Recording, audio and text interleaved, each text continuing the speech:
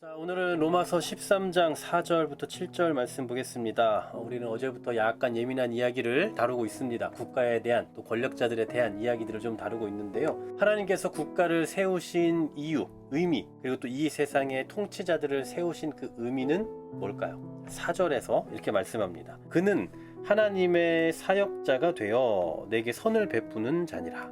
그러나 내가 악을 행하거든 두려워하라. 그가 공연히 칼을 가지지 아니하였으니 곧 하나님의 사역자가 되어 악을 행하는 자에게 진노하심을 따라 보응하는 자니라 고 말씀합니다. 자, 국가의 기능이 뭡니까? 하나님께서 국가에 맡기신 사명, 그게 뭐라고요? 선과 악을 다루는 거라고요. 그리고 어제 말씀 3절에서도 그랬지만 오늘도 마찬가지예요. 선과 악에 대한 내용을 이야기하고 있죠. 국가가 바른 기능이 작용되면 그러면 어떻게 되겠습니까? 뭐 당연한 얘기지만 악을 처벌하고 선을 장려하겠죠. 그래서 하나님께서는 악에 대해서 처벌할 수 있는 무엇을요? 이 칼을 국가에 맡기셨어요. 오늘 본문에 보면 진노하심을 따라 보응하는 자다라고 표현하고 있는데, 보응이 뭡니까? 정의를 시행하는 거잖아요. 바로 이런 보응, 즉 정의를 실현해야 될 책임과 의무가 국가에 주어졌고, 그리고 그 국가를 통치하는 권세자들에게 이게 주어졌다라는 사실이죠. 근데 여러분, 이런 것들을 바르게 발휘하지 못하고 반대로 가면 어떻게 돼야 됩니까? 그 문제를 이제 여기서는 다루고 있지 않지만 성경 전체의 문맥에서 생각해 보면 저항이에요. 저항. 물론 이 저항의 방식에 대해서는 논의가 필요합니다.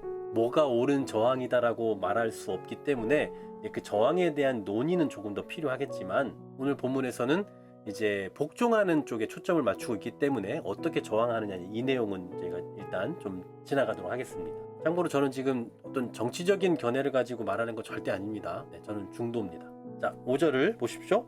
그러므로 복종하지 아니할 수는 없으니 진노 때문에 할 것이 아니라 양심을 따라 할 것이다. 자, 국가가 제 기능을 발휘할 때 어떻게 하라고요? 어제도 생각해봤지만 복종하라고요. 그러니까 우리 그리스도인들은 국가가 이런 기능을 바르게 발휘할 수 있도록 도와야 되고, 기도해야 되고, 또 그 기능을 발휘하며 나아가는 국가를 향해 복종해야 되는 겁니다. 특히 국가의 공직에서 일하는 우리 그리스도인들은 이런 기능이 좀 바르게 시행될 수 있도록 그 역할들을 좀 주도적으로 감당을 해야 돼요. 저는 그리스도인들이 정치에 참여하는 거, 또 공직에 임하는 거 너무나 좋은 거라고 생각하거든요. 그런 자리에 있을 때에 이러한 의식을 가지고 좀 나아가는 것들이 필요하다는 거. 그렇다면 위에 있는 그 권세들이 바르게 그 기능을 수행할 때에 복종하는 방식으로 나아가야 된다라고 했는데, 어떻게 복종해야 되느냐? 그 복종의 방법 한 가지가 오늘 본문에 나와요. 6절 7절을 보시면 무슨 얘기하냐면 조세를 말해요.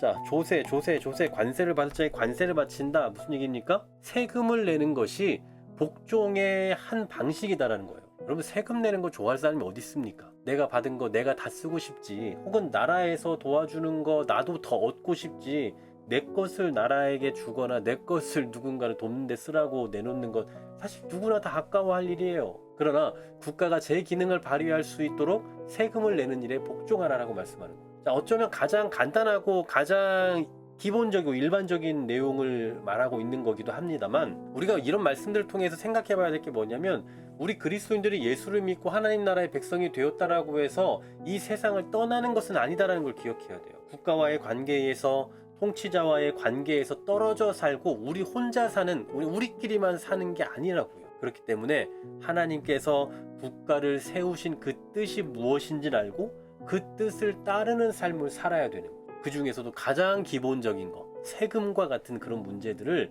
우리가 순종해야 할 줄 알아야 된다는 거예요. 그런 걸 행할 때에 그래야 나라가 또 바르게 서고, 하나님께서 목적하신 그런 일들을 나라로서의 역할로서 감당해 갈 수 있다라는 사실이. 물론 통치자가 악을 행함에도 불구하고 옹호를 한다면 그것은 하나님의 뜻에 저항하는 꼴이 될 겁니다. 그러니 이 세상의 통치자가, 우리나라의 통치자가 악을 행하는지 선을 장려하는지에 대한 바른 분별력을 가지고 그에 합당한 대응을 해야 될 필요도 있을 거예요. 그러나 가장 우선적으로 중요한 건 나라에 대한, 국가에 대한, 통치자에 대한 우리 이 국민으로서의 여러 가지 주권들이 있지 않습니까?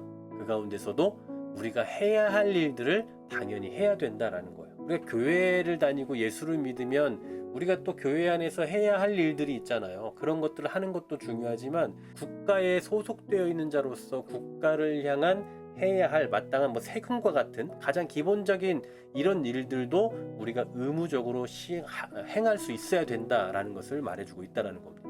우리는 하늘의 시민권을 갖고 있지만 세상을 떠나 있는 존재가 절대 아니에요. 하나님과 함께하는 자들이지만 세상 안에 살아가고 있고 세상 가운데서 협력하며 살아가야 되는 존재라는 것 잊지 마시고, 오늘도 우리는 하나님의 백성인 것을 넘어 세상을 이루어가는 우리 대한민국의 국민이라는 거 기억하시면서 어떠한 의무를 내가 그리스도인으로서 더 나아가 국민으로서 그 주권을 행할 것인가에 대한 고민도 하시고, 더 나아가 단순히 우리가 어떤 정당을 지지하는 것을 넘어 우리나라와 또 우리 이 땅의 통치자들이 악을 행하지 않고 선을 장려하며 그래서 국가를 가장 선하게 거룩하게 세워갈 수 있도록 분별력과 지혜를 달라고 더 기도하며 나아가는 우리 모두가 되기를 간절히 소망합니다.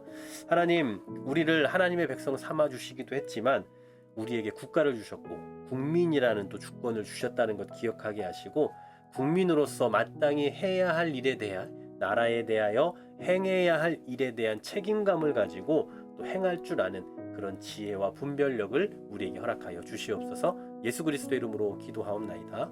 아멘.